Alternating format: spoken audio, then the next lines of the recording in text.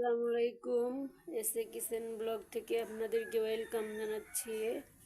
আজকে আমি আপনাদের মাঝে শেয়ার করব চিংড়ি মাছ আর পুঁই শাক রান্না। প্রথমেই পেঁয়াজ কুচি, রসুন কুচি আর মরিচ কুচি দিচ্ছি। পরিমাণ মতো তেল দিচ্ছি। তারপর দিচ্ছি গোলমরিচ আর জিরা বাটা একটু। দিচ্ছি হলুদের ফাঁকি, লবণ পরিমাণ মতো। এবার দিব ছোট ইচা মাছ। ইচা মাছ আমার অনেক পছন্দ, খুব ভালো লাগে। মাখা মাখা ঝোল করবো, একটু পানি দিচ্ছি। পর দিয়ে দিচ্ছি পুঁই শাক।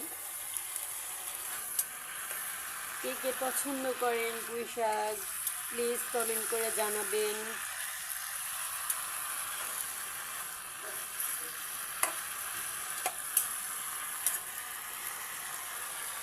তারপর ঢেকে দিলাম।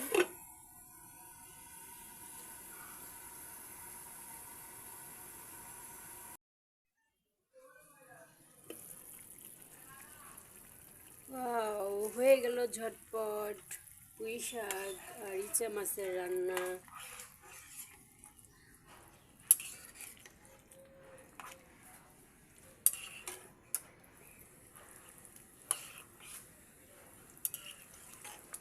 বন্ধুরা, কেমন হয়েছে অবশ্যই কমেন্ট করে জানাবেন। আর আমার পেজটার সাথে থাকবেন, সহযোগিতা করবেন প্লিজ।